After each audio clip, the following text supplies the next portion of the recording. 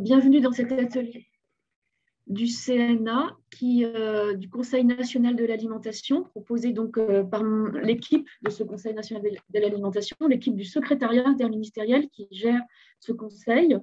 Donc, notre atelier aujourd'hui est organisé autour d'une expérience que l'on a menée au sein du Conseil national de l'alimentation et il s'intitule « Articuler l'expression des corps intermédiaires avec celle des citoyens ». Voilà. Donc, on va vous proposer à la fois une petite présentation et puis des travaux en groupe que nous allons faire ensemble ce matin. Donc, ce qu'on vous propose, c'est un temps d'abord de présentation du Conseil national de l'alimentation et de sa démarche de participation citoyenne. Donc là, on sera tous ensemble dans la salle plénière.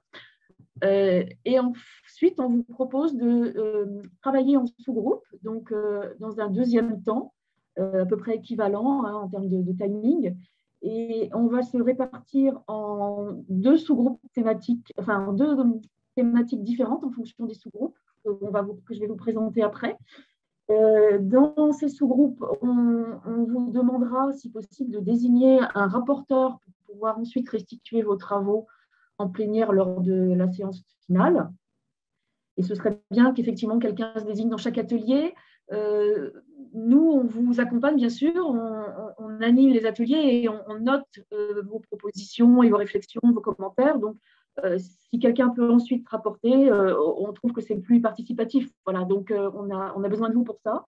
Et puis enfin, dans le cadre de ces propositions qui seront notées et affichées sur un outil spécifique, on vous demandera de choisir collectivement les propositions et les remarques prioritaires qu'il faudra restituer, puisque l'atelier est assez court et on aura besoin de choisir quelques propositions phares lors de la restitution. Voilà. Donc la restitution se fera à la fin de l'atelier, sur un gros quart d'heure, avec donc le besoin à la fois de restituer, de croiser, de synthétiser, que l'on fera ensemble à ce moment-là. Voilà. Les deux thématiques proposées que nous vous avons définies, donc c'est une thématique particulière sur le recrutement des citoyens qu'on peut faire en tant qu'institution, instance soi-même, y compris pour créer une communauté permanente. Est-ce que c'est une bonne ou une mauvaise idée? Donc là, il faudra choisir, si vous souhaitez vous inscrire plutôt à cet atelier, se renommer en renseignant le numéro 1 devant votre nom. Vous avez un exemple qui est exposé sur la présentation. Et en deuxième temps, deuxième thématique, appliquer le principe du droit de suite sur l'objet large et difficile à tracer qu'est l'élaboration des pratiques de l'alimentation. Là, vous choisissez l'atelier 2, vous renommez devant votre nom avec le numéro 2. Voilà. Donc, deux thématiques proposées. Elles sont toutes les deux très intéressantes pour nous parce qu'elles vont nous permettre de réfléchir avec vous sur des questions qu'on se pose au CNA qui vont vous être exposées dans la présentation. Et donc, réfléchissez à vous répartir à peu près de façon équilibrée aussi dans les deux ateliers pour que ce soit facile. Si on voit que c'est complètement déséquilibré, on vous proposera peut-être des redistributions. Voilà. J'espère que vous allez de façon tout à fait intuitive, vous répartir de façon équilibrée dans les deux ateliers. Les deux thématiques sont très intéressantes dans les deux sens. Voilà. Je n'ai pas présenté l'équipe, donc juste, Chloé, si tu veux bien revenir sur arrêter le partage d'écran, peut-être 2 minutes pour qu'on puisse se présenter. Voilà, donc je vais vous présenter l'équipe du CNA. Donc, moi, je suis Sylvie Vareille, je suis la secrétaire interministérielle du Conseil national de l'alimentation et j'ai une équipe de 3 personnes à temps plein et on a actuellement une stagiaire qui va se présenter, enfin que je vais présenter aussi. Donc, je vous présente d'abord Chloé Abel, qui est, si tu peux faire un petit signe, Chloé, qui est donc la chargée de mission particulièrement en charge de la participation citoyenne au Conseil national de l'alimentation, mais c'est un sujet qu'on partage, bien sûr, hein, on est une toute petite équipe, mais c'est elle qui est un peu à la manœuvre. Voilà, donc elle a participé aux rencontres européennes et elle est là aussi pour construire cet atelier et elle nous a préparé l'ensemble des interventions donc, avec l'équipe. Et puis ensuite, j'ai Margot Denis, donc, qui est mon adjointe et qui travaille comme chargée de concertation, qui anime des groupes de concertation et qui participe à l'ensemble des travaux de l'équipe. et elle est chargée en plus de la communication du CNA. Donc, si vous avez l'occasion d'aller voir les éléments sur le site ensuite du Conseil national de l'alimentation, vous verrez qu'on a une diffusion de travaux via ce site. Et puis Juliette Lebourg, chargée de concertation également, qui travaille sur un certain nombre de groupes actuellement et qui partage aussi nos travaux transversaux. Et enfin Amélie Carrère, donc, qui est stagiaire avec nous pour quelques semaines et qui travaille particulièrement sur le sujet de la participation citoyenne. Voilà, donc je vous remercie. Je vois que vous avez commencé à vous renommer, donc je vous encourage à poursuivre. Si vous avez des difficultés, signalez-le nous dans le chat et on le fera pour vous éventuellement. Voilà, et donc je passe la parole à Margot pour la suite. Oui, merci Sylvie. Alors, quelques petites règles qui ont déjà été dites en début de réunion, mais voilà, pour que ça fonctionne bien, vous pouvez garder vos micros coupés, comme ça a l'air d'être le cas. Et quand vous souhaitez nous poser une question, prendre la parole, on vous invite à lever la main, donc en allant dans l'onglet Réaction en bas à droite de votre écran ou en utilisant le raccourci clavier Alt plus Y. Vous n'hésitez pas également à nous interpeller via le chat. On vous propose pour commencer cette session deux petites questions via un sondage. On va vous demander qu'est-ce que vous représentez aujourd'hui comme type de structure et votre niveau de connaissance du CNA. Donc, je vais lancer la première question, savoir qui vous représentez. Vous pouvez aussi vous représenter vous-même. Normalement, ça va s'afficher à votre écran et je vous invite à répondre à la question.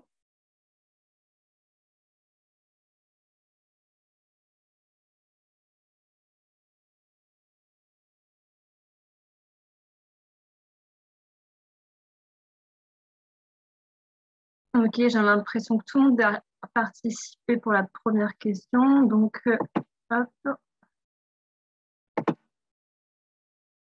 Est-ce que vous voyez les résultats que j'affiche? Oui. Donc, a priori, une grande partie d'entre vous, presque la moitié, représente plutôt une commune ou une intercommunalité. On a aussi des représentants de départements, métropoles, régions, une association, 2 personnes pour une association et administration d'État, une personne qui se représente elle-même et autres. Je vais passer à la deuxième petite question pour savoir si vous connaissez déjà le CNA avant de participer à cet atelier.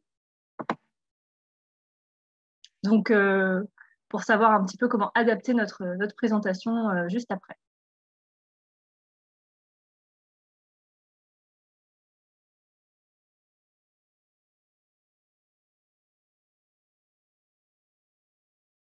Merci beaucoup, ça a été assez rapide. Donc, on a une personne qui connaît déjà très bien, 7 personnes qui ont répondu qu'elles connaissaient un petit peu, mais qu'elles ne seraient pas contre un petit kit de survie, et enfin 3 personnes qui visiblement ne connaissaient pas le CNA. Donc, on va pouvoir vous présenter tout de suite voilà, le CNA de manière plus détaillée. Merci beaucoup. Merci Margot. Donc, je vais partager mon écran. Hop. Voilà. Alors, est-ce que vous voyez bien? C'est bon?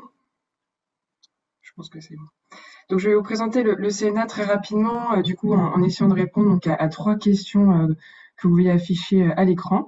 Donc, d'abord, qu'est-ce que le CNA? Donc, le CNA, c'est une instance consultative qui est placée auprès de 4 ministères et qui est chargée d'organiser des débats sur des sujets en lien avec l'alimentation, afin de produire des avis issus de ces débats, donc formulant des recommandations destinées donc, à la fois aux décideurs publics et aux acteurs de la chaîne alimentaire. Il est consulté donc plus spécifiquement sur des sujets en lien avec la sécurité sanitaire des aliments, la qualité des denrées alimentaires, l'information des consommateurs ou encore la prévention la prévention des crises et la communication sur les risques. Et donc depuis 2014, en fait, le Sénat s'est vu confier une mission d'organiser des débats publics sur l'alimentation. Donc, il a d'abord conduit un travail en fait pour réfléchir à la meilleure manière d'ouvrir le Sénat à la participation citoyenne, ce qui aboutit en fait à l'élaboration d'une méthodologie. Et donc, depuis son expérimentation pour la première fois en 2020, le CNA essaie d'associer de manière plus régulière des citoyens à ces travaux afin de bénéficier donc de leur savoir et de mieux identifier les attentes sociétales. Donc, qui compose le Sénat? Le Sénat est composé de 63 membres en tout, donc répartis en 8 collèges qui représentent l'ensemble de la chaîne alimentaire, donc comme on dit parfois de la fourche à la fourchette.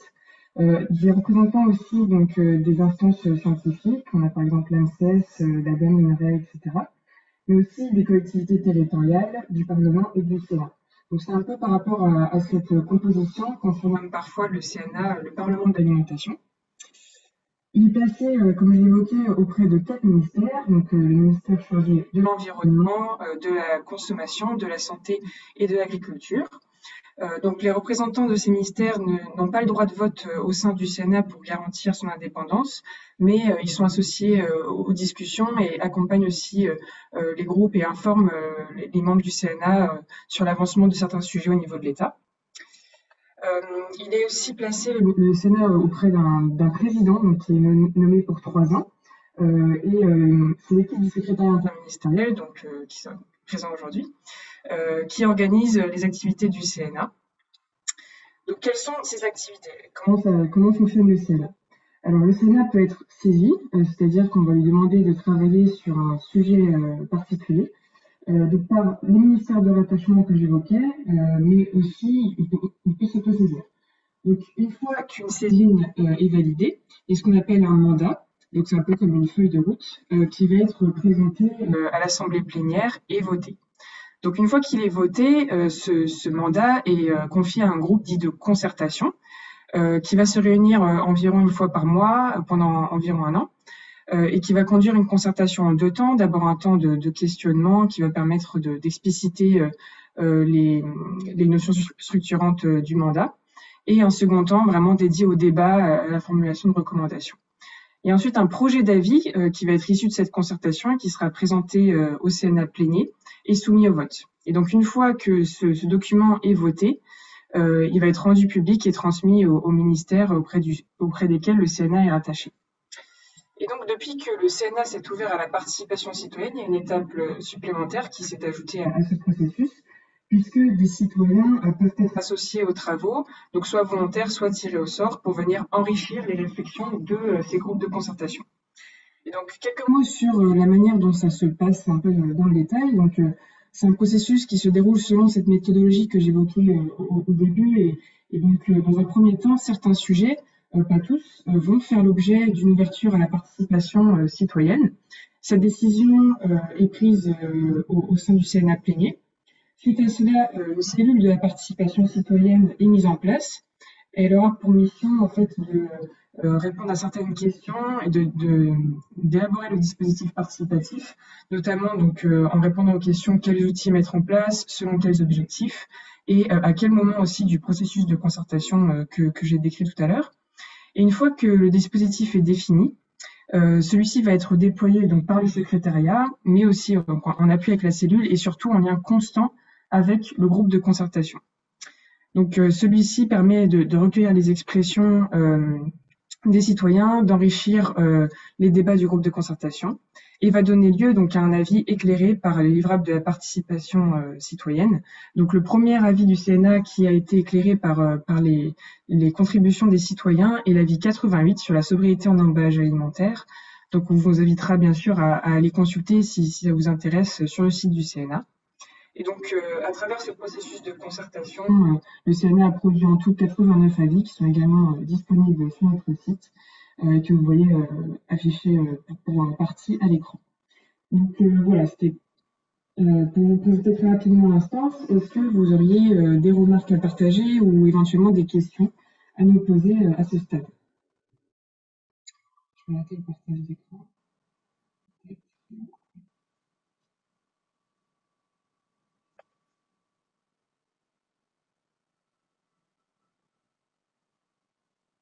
Pas de questions, je regarde le chat.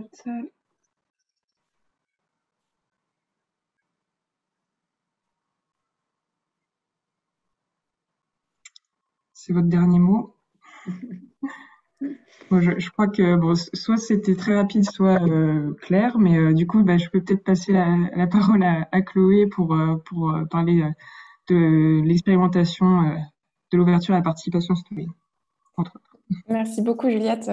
Bon, sachant que n'hésitez pas, si vous avez des questions qui vous viennent au fur et à mesure, à les poser dans le chat.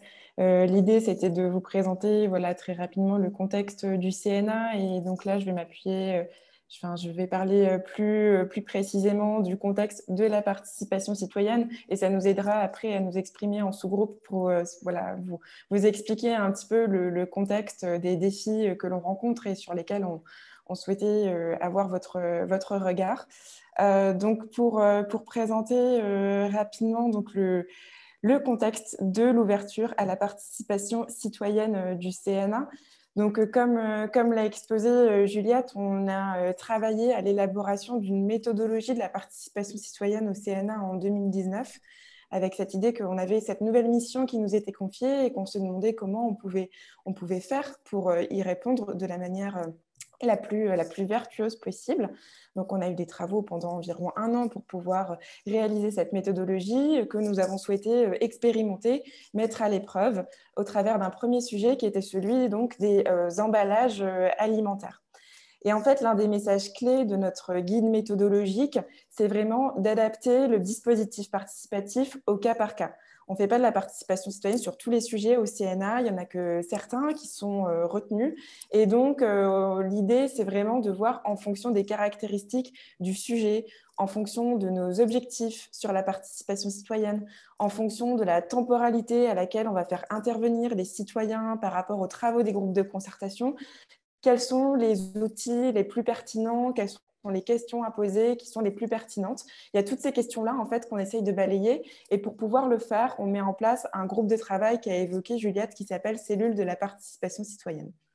Et donc, dans le cas du sujet des emballages alimentaires, la cellule de la participation citoyenne a proposé un dispositif qui était basé sur 2 outils, en prenant en compte un certain nombre de contraintes auxquelles on était soumise, notamment des contraintes de calendrier, des contraintes de ressources.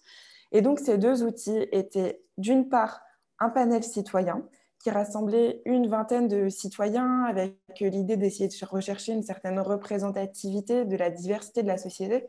Donc, on s'est appuyé sur un tirage au sort avec une montée en compétences des citoyens. Et là, on leur a demandé de travailler plus spécifiquement sur la question du vrac pour aller vers plus de sobriété en emballage alimentaire. Le deuxième outil auquel on a eu recours, ce sont des ateliers qu'on a appelés ateliers exploratoires, qui étaient donc pour 2 ateliers, ils ont été organisés en ligne et un autre atelier était organisé en présentiel et se dirigeait plus particulièrement vers des publics en situation de précarité alimentaire. Et donc là, on était sur une participation, disons, plus spontanée, volontaire de la part des personnes dans la mesure où ils devaient s'inscrire. C'était un seul temps d'échange et non pas plusieurs sessions comme le panel citoyen. Et puis, on les a invités à s'exprimer vraiment plus largement sur le sujet de la sobriété en emballage alimentaire pour essayer, nous, de voir quels étaient les enjeux qui étaient identifiés et priorisés par les citoyens.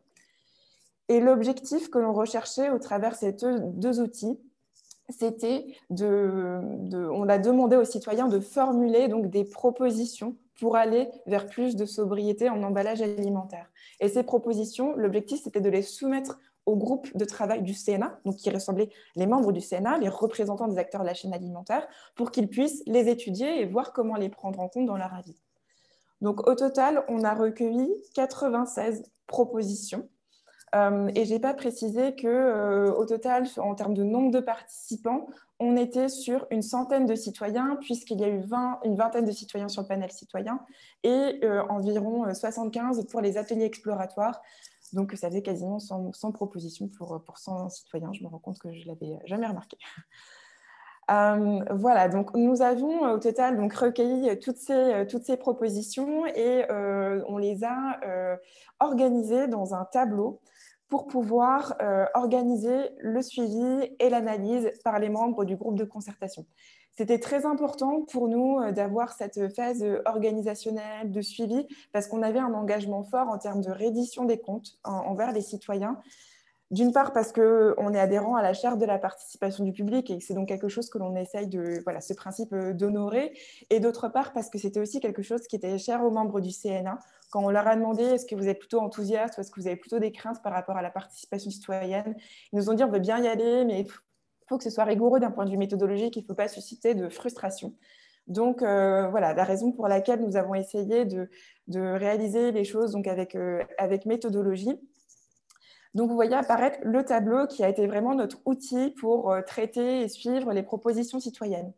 D'abord, on a essayé dans la première colonne d'essayer de voir un peu les thématiques, de catégoriser ces propositions pour voir si on parlait plutôt d'information du consommateur, d'hygiène, si on parlait de questions de sensibilisation. Au final, on a identifié 13 catégories. Ensuite, on rappelait la proposition d'action telle qu'elle était formulée par les citoyens.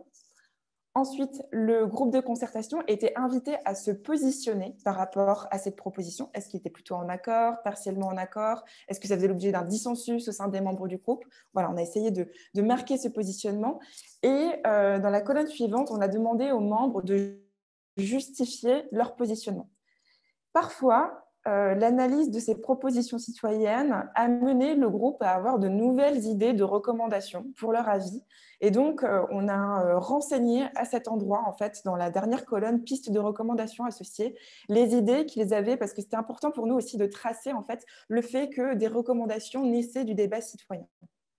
J'y reviendrai plus tard.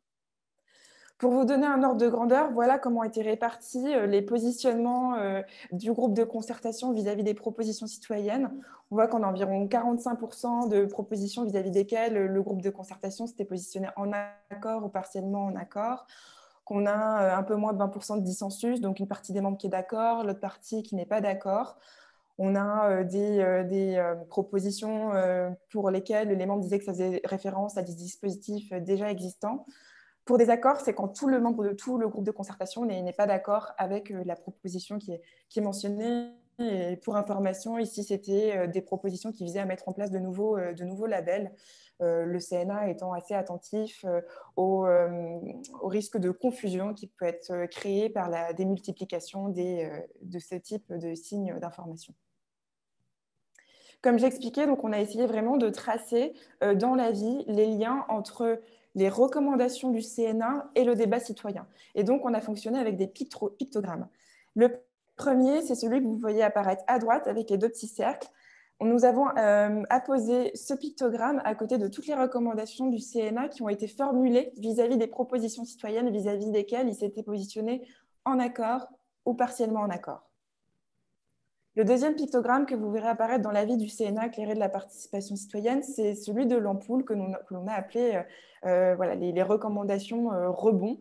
En fait, ce sont voilà, les recommandations évoquées tout à l'heure qui sont nées de par l'analyse des propositions des citoyens. Et c'est également les pistes de travaux qui seraient nécessaires de conduire, qui ont été identifiées par les citoyens et vis-à-vis desquels les membres du CNA s'étaient positionnés en accord. Au total, sur toutes les recommandations qui apparaissent dans l'avis du CNA, voici comment elles sont ventilées. On voit qu'on a un rapport environ un tiers, un tiers, un tiers, c'est-à-dire un tiers des recommandations qui ont été formulées par le groupe de travail uniquement, qui n'ont pas de lien avec le débat citoyen. Un très gros tiers de recommandations qui ont été formulées sur la base des propositions vis-à-vis desquelles le groupe s'était positionné en accord ou partiellement en accord. Et enfin, aussi un gros tiers de recommandations qu'on a appelées les recommandations rebond. Donc, ce premier avis éclairé de la participation citoyenne au CNA a donc été remis aux décideurs publics et privés et mis en ligne sur le site internet du CNA. Il contient en annexe le tableau intégral que je vous ai présenté tout à l'heure et on a également réalisé un document de réponse aux citoyens qui visait vraiment à donner à voir de manière synthétique la manière dont a été traitées les propositions citoyennes et dans les grandes lignes, comment elles ont été prises en compte dans la vie. Je vous propose maintenant de passer à l'étape de retour d'expérience de cette démarche participative. C'était aussi un de nos engagements vis-à-vis des membres du CNA, c'est-à-dire voir ce qui avait bien fonctionné, ce qui avait moins bien fonctionné pour ajuster notre méthodologie s'agissant d'une expérimentation. Et donc là, il y avait 3 dimensions vraiment que l'on souhaitait traiter dans le retour d'expérience. D'abord, essayer d'analyser l'impact de la démarche participative sur le CNA, comment ça fait évoluer la manière d'élaborer un avis et comment ça peut aussi peut-être impacter la perception de l'avis par l'extérieur du CNA, donc ses destinataires, par les médias par exemple. Nous avons également voulu évaluer la démarche participative à l'aune des principes vis-à-vis desquels le CNA est engagé par rapport à la charte de la participation du public, mais aussi du guide méthodologie du CAP. Et enfin, nous avons voulu formuler des recommandations vis-à-vis du recueil de ce qui avait été identifié comme ayant bien marché ou ayant moins bien marché par les acteurs qui ont été impliqués dans la démarche. Donc là, je vais principalement me concentrer sur le point 3. Voilà, ayant peu de temps, mais bien évidemment, je serai à votre disposition si vous souhaitez échanger ultérieurement sur les autres aspects.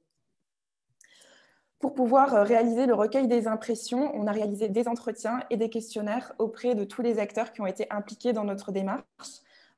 Donc, que ce soit les membres de la cellule, les ministères de rattachement, le secrétariat interministériel, le président, etc., etc. Bien sûr, les citoyens, les prestataires. Vous voyez apparaître les pourcentages des personnes qui ont participé à cette démarche de recueil des impressions.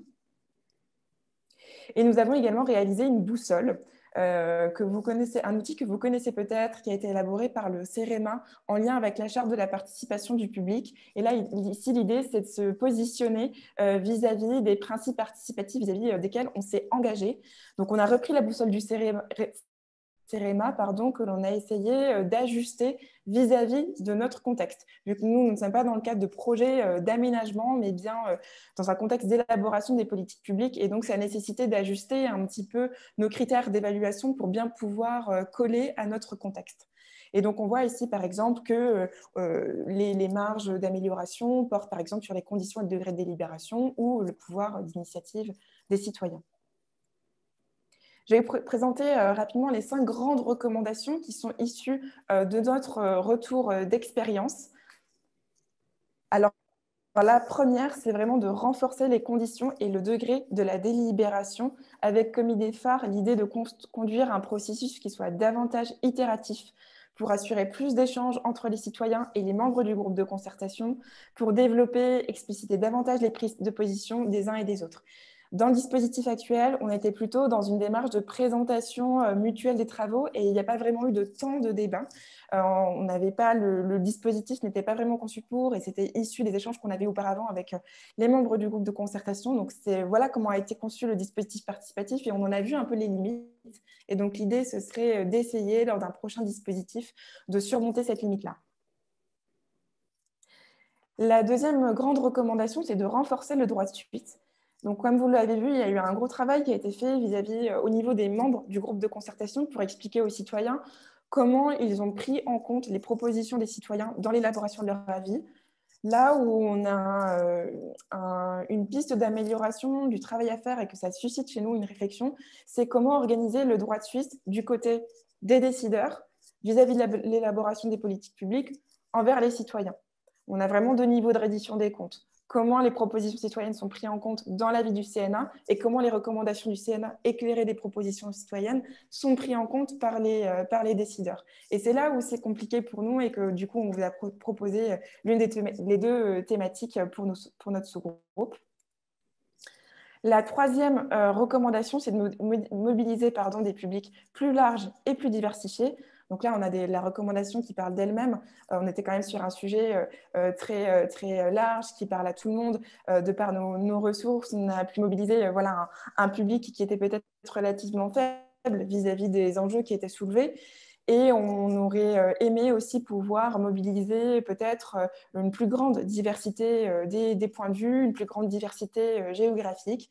Et donc, on est soumis aussi à un certain nombre de contraintes, ce qui nous amène à penser à peut-être que si on gérait nous-mêmes certaines parties de la conception des outils, on pourrait en développer plus et du coup avoir une palette plus diversifiée. Mais en même temps, il faut que cela puisse s'organiser dans le cadre d'une rigueur méthodologique. Et donc, c'est pour ça aussi qu'on vous a proposé la thématique sur le recrutement des citoyens. Quatrième recommandation, elle porte sur le renforcement de la gestion de projet et de l'accompagnement des acteurs. Ici, l'idée phare, on va dire, c'est de développer la culture de la participation citoyenne au sein du CNA. Et enfin, dernière recommandation, renforcer le pouvoir d'initiative des citoyens à 2 niveaux, c'est-à-dire essayer de prendre en compte les remarques des citoyens au cours du dispositif participatif pour l'ajuster, mais aussi, de manière peut-être plus ambitieuse, essayer de les impliquer dans la conception du dispositif participatif. Donc voilà dans les grandes lignes pour cette présentation, avec l'idée de vraiment essayer de présenter un cadre général et de vous expliquer pourquoi on vous a proposé ces deux thématiques pour les sous-groupes. Je vous remercie pour votre attention et je vous laisse la parole si vous avez des questions en levant la main ou via le chat.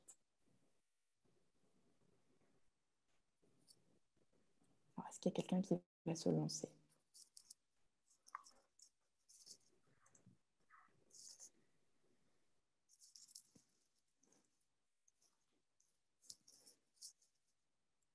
Bon, apparemment, ça a été très clair également.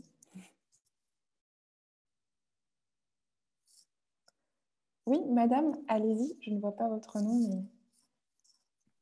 Mais... Pardon, j'arrivais plus à trouver la main. Oui, je voulais savoir entre les deux modalités que vous avez utilisées, le panel et les ateliers d'exploration, comment ça s'est articulé dans l'analyse ensuite des contributions? C'est-à-dire, est-ce qu'il y a une articulation entre les deux? Est-ce que vous mettez tout au même niveau? Et du coup, quelle est la justification de ces deux modalités, l'une par rapport à l'autre? Alors, on a rassemblé toutes les propositions dans notre tableau. Donc, c'était tracé. On voyait si la proposition venait de l'atelier ou du panel, mais il y avait le même niveau de reddition des comptes qui était réalisé pour les deux outils. Néanmoins, ce que l'on a remarqué, c'est que quand on a fait notre ventilation, vous avez vu le camembert avec la part des positionnements des membres du groupe de concertation. On a fait cette ventilation-là par outil. Et on a pu voir qu'il y avait une part plus importante de propositions qui faisaient peut-être déjà référence à de l'existant dans le cadre des ateliers exploratoires ou des propositions pour lesquelles les membres du groupe de concertation auraient eu besoin de plus de précision en fait, pour les ateliers exploratoires. Et donc ça nous a permis d'identifier la valeur ajoutée aussi du panel citoyen qui nous a permis de creuser un petit peu plus les propositions des citoyens. Mais la valeur ajoutée aussi des ateliers exploratoires, c'était de pouvoir aborder plus largement toute thématique et de ne pas s'exprimer uniquement sur la question du vrac. Ce qui était important pour nous, vu que la thématique, c'était la sobriété en emballage alimentaire, et que c'était important de pouvoir aussi donner la parole aux citoyens pour s'exprimer ils sont beaucoup exprimés sur la consigne, par exemple. Donc, l'idée des deux outils, c'était vraiment d'avoir un champ d'expression le plus large possible, tout en, via l'outil panel citoyen, pouvoir, grâce à une étape de formation, de montée en compétences, pouvoir avoir les outils, les bagages aussi nécessaires pour pouvoir formuler des propositions qui soient les plus opérationnelles possibles. Est-ce que ça répond à votre question, madame?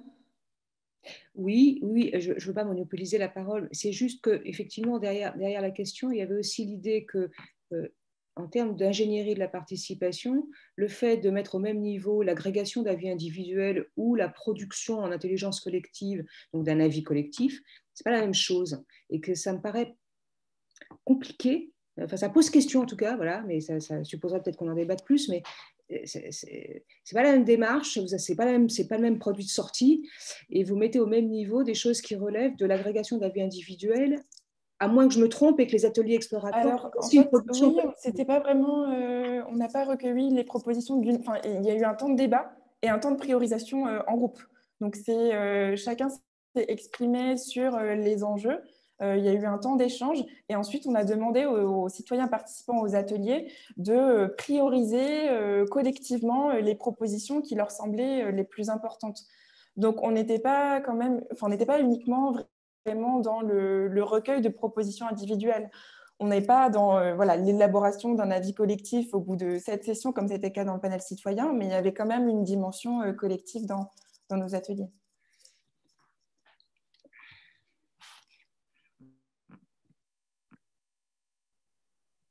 Peut-être qu'il y a d'autres questions, des personnes qui veulent rebondir aussi sur cet aspect qui effectivement peut interpeller, peut poser des questions.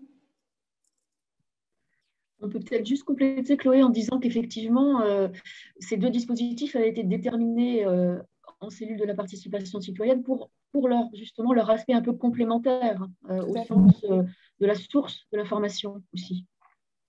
Je ne sais pas si ça complète un petit peu la réponse de Chloé.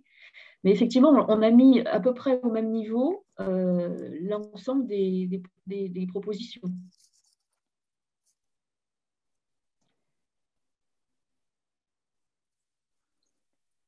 Bon, eh bien, je vois qu'a priori, il n'y a pas d'autres questions.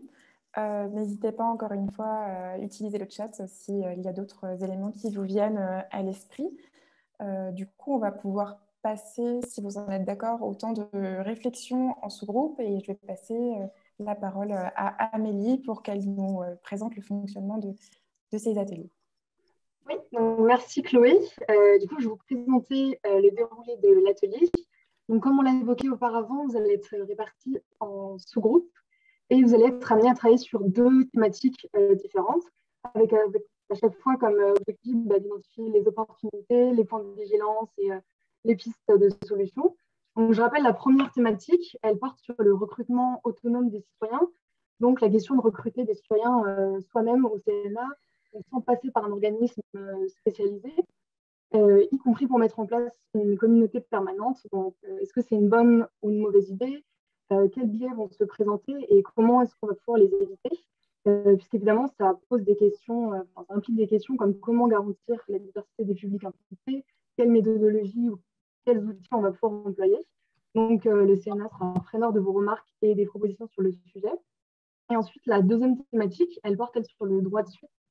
Donc, comme l'a expliqué Chloé, une fois l'avis rendu, le CNA opère une reddition des comptes envers les citoyens qui ont pris part au dispositif de participation citoyenne sur comment leurs commentaires et leurs propositions ont été pris en compte dans l'avis. Et d'un autre côté, les décideurs font aussi un retour envers les citoyens et les membres du CNA sur la manière dont ils envisagent de prendre en compte l'avis qui a été rendu par le CNA, mais donc aussi les propositions citoyennes. Et on voit que c'est difficile de tracer à quel point les contributions des citoyens ont pesé, ce qui a pu créer des frustrations chez les citoyens qui ont le sentiment en fait, que ce qu'ils ont produit ne sert à rien au final. Et donc le CNA cherche des solutions pour mieux faire en matière de reddition des comptes et pour maintenir du coup la mobilisation citoyenne. Donc, je vois que vous êtes plutôt nombreux à avoir choisi la première thématique. Mais voilà, si ça vous intéresse aussi de travailler sur cette thématique, sur le droit de suite, n'hésitez pas, vous pouvez toujours modifier vos choix. Donc, comme je l'ai dit, vous allez être répartis en sous-groupes pour travailler autour de cette thématique. Une fois que vous serez répartis, on vous invite à désigner un rapporteur qui partagera vos conclusions lors de la phase de restitution finale. Et tandis que nous, les membres du CNA, on va se charger de prendre en note vos propositions et vos remarques. Et donc, vous aurez 20 minutes pour réfléchir à ces thématiques.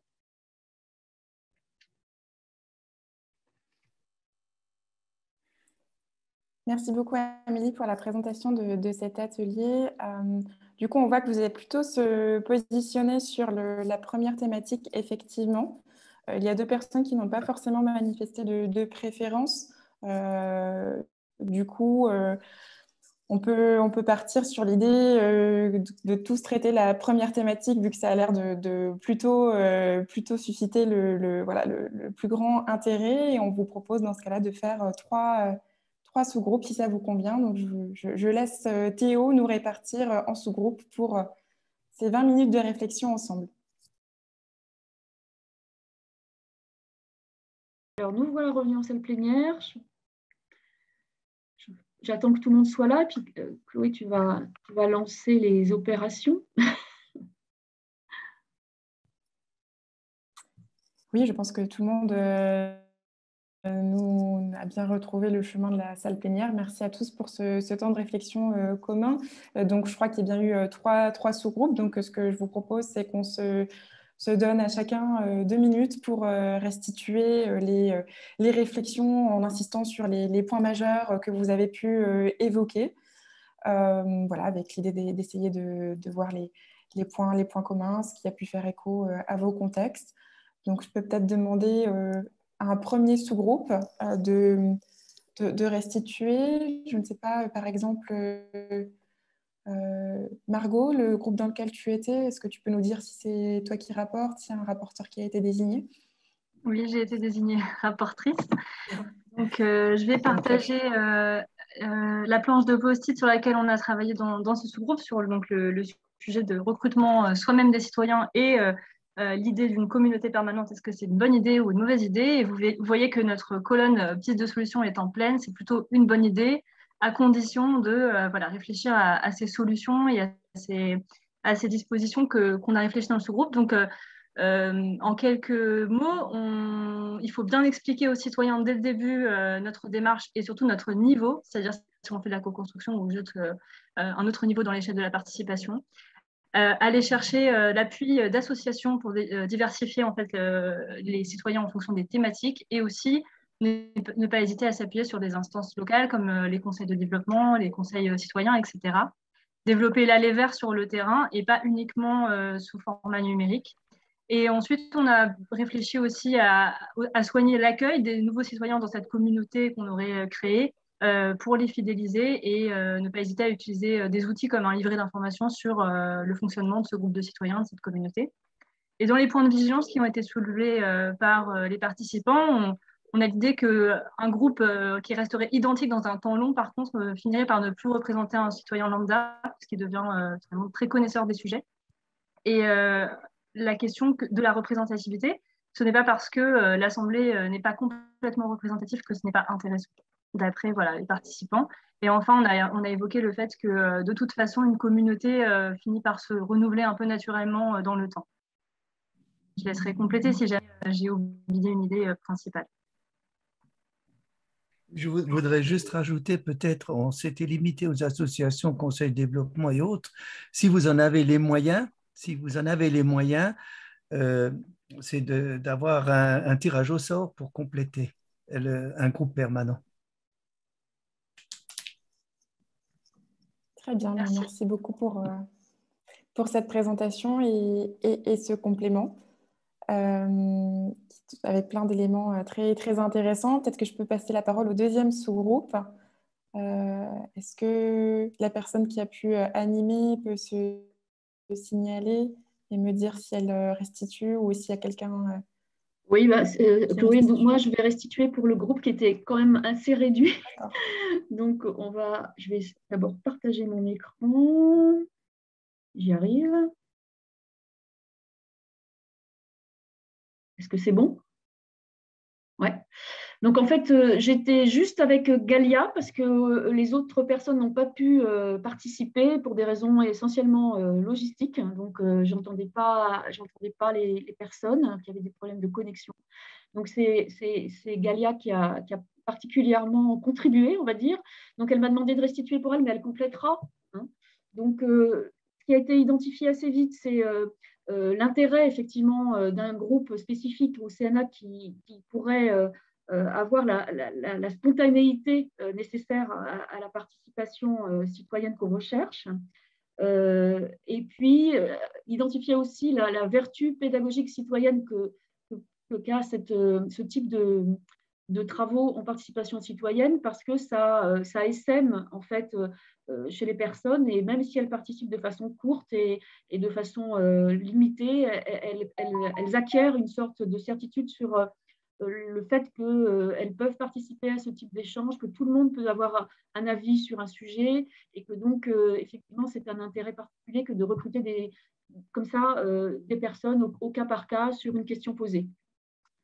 Et l'identification aussi d'une opportunité de recruter des gens via un panel, un groupe qui serait spécifique au CNA, ce serait d'avoir aussi une porte d'entrée pour éventuellement demander à ceux qui sont là et qui ont l'habitude de venir dans nos groupes, de faire venir d'autres personnes, peut-être différentes d'eux-mêmes, et voilà, de recruter comme ça au cas par cas, au fur et à mesure, même si on a un groupe un peu professionnalisé, on peut aussi le renouveler. Voilà. Donc, ce sont des opportunités à identifier. Dans les pistes de solutions, il a été signalé qu'on peut quand même mettre à disposition une formation un peu à géométrie variable, même pour un groupe ponctuel, avec des dossiers d'information ou des documents qui restent ouverts et qui permettent aux gens d'aller chercher des éléments, même s'ils sont là pour peu de temps. L'idée de passer aussi par le réseau associatif et les conseils de développement, qui sont quand même les voies d'entrée privilégiées pour aller toucher des publics spécifiques particuliers qui ne viendraient pas autrement. Si on recrute numériquement, par exemple, ce serait moins facile. Voilà. Donc, la piste du réseau associatif et des conseils de développement est une piste intéressante parce qu'elle ouvre sur des profils de personnes recrutées de manière spontanée. Voilà. Et puis penser aux réseaux sociaux, parce que là, il y a beaucoup d'activités, donc voilà, Facebook en particulier, mais d'autres aussi pourraient répondre. Et puis enfin, sur la partie plus point de vigilance, pardon, il faut bien noter que des publics recrutés de façon spontanée comme ça peuvent être plutôt dans un positionnement en mode réactif par rapport à des citoyens qui participent à des panels où on prend plus de temps. Voilà, donc c'est le point de vigilance. Pensez bien sûr au droit de suite parce que c'est le sens de l'engagement des personnes. Gaïa a insisté là-dessus en disant qu'effectivement, on attend toujours, quand on participe à quelque chose, d'avoir comment dire, ce qui a été fait de son avis, de sa participation, de son adaptation à cette participation citoyenne, pardon. Et puis enfin, une adaptabilité pour faire participer tout le monde, bien s'assurer que tout le monde participe, être bien vigilant là-dessus, quelle que soit la personne, quel que soit son avis, il faut bien l'intégrer dans le groupe. Voilà. Je ne sais pas si Gaïa, vous voulez compléter, j'ai pas utilisé les mêmes mots que vous, je crois que vous aviez les meilleurs mots que moi pour présenter tout ça. Je vous laisse compléter éventuellement. Oui, non, c'est une très bonne restitution. C'est un exercice un peu compliqué. J'étais face à moi-même alors et avec vous, vos questions. Non, l'humain, la méthodologie en tant qu'être humain est déterminante. Le positionnement, la posture, la bienveillance, la capacité à s'adapter à chacun est déterminante. Honnêtement, c'est à chaque fois différent. C'est vraiment un métier d'humanité. Hein. C'est pas un métier, il y a de la technique, hein, comme d'habitude, mais bon, on s'en fiche. C'est entre nous, ça. Mais c'est vraiment une qualité d'écoute, d'accueil, de réception de la parole de l'autre. C'est vraiment un métier d'écoute. Hein. Et puis, c'est un métier où il faut être tout le temps dans la pédagogie. Alors, il y a un côté sans être prof, hein, mais oui, parce qu'il faut diffuser aussi cette méthodologie, cette bienveillance, cette capacité à s'écouter, qui est quand même pas tellement le propre de l'époque. Hein. A priori, c'est un peu difficile en ce moment. Donc, il y a un enjeu qui est fort. Et d'ailleurs, c'est aussi un lieu où on pacifie le débat tout en ayant des vrais débats. Des débats avec du dissensus. Il faut l'accepter, le dissensus. Il est très important. Ce n'est pas un problème.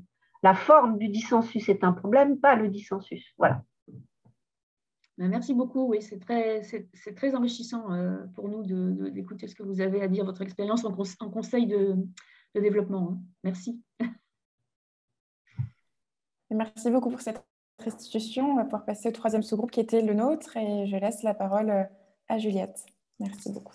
Oui, merci Chloé. Donc je vais essayer de restituer, mais pareil, les personnes qui étaient dans notre groupe, n'hésitez pas à compléter. Donc d'abord, en remarque préliminaire, le groupe s'est dit qu'effectivement, il y a deux options dans le recrutement qui ne demandent pas le même niveau par rapport au caractère représentatif. Donc, il y a le panel qui nécessite plutôt de faire appel à un prestataire. Et effectivement, le fait de constituer, par exemple, des conseils citoyens sur la base du volontariat et qui permet de faire appel plutôt à leur expertise d'usage. Donc, dans les opportunités, pour répondre un peu à ce cas pratique, on a évoqué le fait que faire soi-même, c'est un outil vraiment puissant en termes d'appropriation et aussi de réinvestissement ensuite dans les pratiques d'une structure. Également, le fait qu'aller vers les citoyens permet d'atteindre vraiment un public concerné par une problématique et c'est d'autant plus important sur celle de la précarité alimentaire. On a évoqué donc plusieurs pistes de solutions. Donc le fait qu'il serait intéressant de vraiment vulgariser l'invitation afin d'atteindre vraiment une diversité des publics, d'opérer aussi des recrutements complémentaires à la main. Donc ça fait un peu écho à ce qu'on a entendu dans les différents groupes en s'appuyant sur des acteurs et des réseaux, notamment des associations. Profiter de démarches déjà existantes, qui sont mises en place pour justement proposer à d'autres citoyens de participer à une concertation. Et justement, donc dans le même sens, aller vers les citoyens et leur proposer de participer. Et surtout, diversifier les modes de recrutement pour éviter de prêter le flanc à la critique. Dans les points de vigilance, on a enfin soulevé que il y a le fait d'atteindre justement cette diversité des publics mais aussi de faire attention donc, aux critères de recrutement. Il y a le niveau de diplôme, mais aussi un biais qui est peut-être parfois un peu sous-estimé, donc la proximité avec le sujet. Donc le fait d'être d'accord, a priori d'accord ou non, mais aussi voilà le fait que bien qu'il y ait ce biais-là, les convictions peuvent évoluer au fur et à mesure de la concertation. Un autre biais est aussi donc le fait que la démarche d'aller vers demande beaucoup de temps et surtout de pouvoir s'appuyer sur des réseaux locaux. Donc voilà pour notre groupe. Merci beaucoup, Juliette. Est-ce que parmi les personnes qui ont participé à notre sous-groupe, certains souhaitent appuyer certains points, compléter?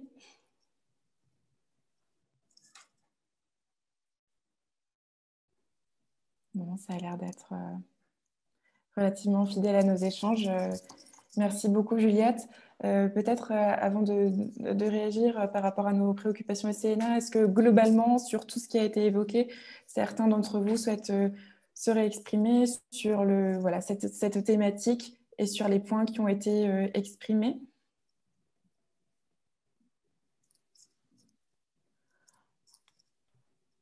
Non, pour moi, c'est bon, merci. Merci à vous pour l'organisation. Merci beaucoup. On espère que ça a pu aussi faire écho voilà, à certaines questions que vous vous posez, que ça a pu faire émerger peut-être certaines idées, des pistes de solutions que vous alliez pouvoir explorer. En tout cas, il y a beaucoup de choses parmi ce qui a été dit qui voilà, font écho à certaines des discussions qu'on a pu avoir ou à des pistes qu'on souhaiterait explorer. Enfin, je note en tout cas que le fait de s'occuper de gérer un recrutement, la création d'une communauté de citoyens peut être une idée intéressante avec certaines conditions que vous avez évoquées, de mettre des citoyens dans des bonnes conditions, pardon, d'avoir une vigilance à certains critères sur la manière dont on les amène à intégrer ce groupe de citoyens, que si on souhaite attirer certains publics, c'est intéressant, voire même indispensable de s'appuyer sur des acteurs locaux. Dans notre cas, au CNA, vu qu'on est sur des sujets nationaux, c'est vrai que pour nous, voilà, on anticipe le fait que c'est indispensable de pouvoir s'appuyer sur les territoires, sur certaines antennes, notamment quand on souhaite mobiliser des publics spécifiques. Qu'au-delà du tirage au sort, il existe d'autres moyens d'aller mobiliser des citoyens avec l'aller vers qui prend beaucoup de temps mais qui peut avoir des vertus. On a même parlé de bouche à oreille. Quand on a des citoyens qui sont une fois intégrés, peut-être que ça peut engager d'autres citoyens parmi leurs connaissances à participer. Voilà, les liens avec les acteurs locaux, j'ai pu l'évoquer. Qu'il faut avoir cette vigilance par rapport à la proximité avec le sujet qui a été voilà, pas mal évoqué, et toujours garder, quelle que soit la manière dont on mobilise les citoyens, l'importance du droit de suite, qui est aussi une manière de respecter l'engagement et le temps que les citoyens ont consacré à nos démarches. En tout cas, je note aussi que la participation a une vertu pédagogique, voilà, des deux côtés, à la fois des citoyens qui participent. Et puis, je retiens aussi quelque chose d'intéressant qui a été dit dans notre sous-groupe, c'est le fait que gérer nous-mêmes, au-delà des conditions, que ça peut nous permettre de déployer plus d'outils, et de répondre à certaines contraintes. Ça permet d'embarquer toute l'équipe, de développer la culture de la participation au sein de notre instance. Donc, voilà. Merci beaucoup en tout cas pour ces remarques, ce temps d'échange, et je passe la parole à Sylvie. Je vois que Valérie a une remarque. Je vous laisse vous exprimer, Valérie. Merci beaucoup. C'était juste pour vous demander si vous pourriez partager vos slides du début. Oui, tout à fait. On a prévu de partager les supports associés à ce temps d'échange aujourd'hui auprès des participants. Merci beaucoup. Sous quelle forme, pardon, mais on les enverra par mail via le biais par lequel on vous a contacté, envoyez le lien. Ok, merci beaucoup. Merci à vous. Est-ce qu'il y a d'autres personnes qui veulent éventuellement s'exprimer? Écoutez, merci à tout le monde. On a pu mener à bien cet atelier, même si au départ on comptait sur un petit peu plus de monde. On est désolé pour ceux qui ont eu des problèmes de connexion. C'est toujours un peu compliqué. On aimerait mieux être en présentiel, mais bon, on fera ça peut-être l'année prochaine, hein, Clara. Tout le monde en présentiel. Je ne sais pas. En tout cas, c'est vrai qu'on a beaucoup apprécié votre participation. On va utiliser vos contributions, bien sûr, dans la réflexion qu'on continue de mener. On vous encourage aussi à regarder un petit peu nos productions. Sur notre site, vous aurez les éléments et puis on vous envoie bien sûr tous les supports qu'on a utilisés pour que vous puissiez en bénéficier. Voilà. Merci encore à tout le monde et bonne continuation dans vos rencontres de la participation à Amiens et ailleurs. Merci. Merci. Merci beaucoup. Merci beaucoup. Au revoir. Bonne journée. Merci. Au revoir. Merci. Au revoir.